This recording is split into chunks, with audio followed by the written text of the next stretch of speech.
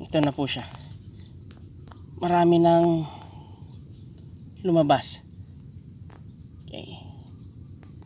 At take note, naulanan po ito ni Bagyong Pipito.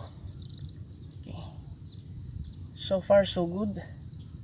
Okay. Makapal po siya. Maraming lumalabas. Okay.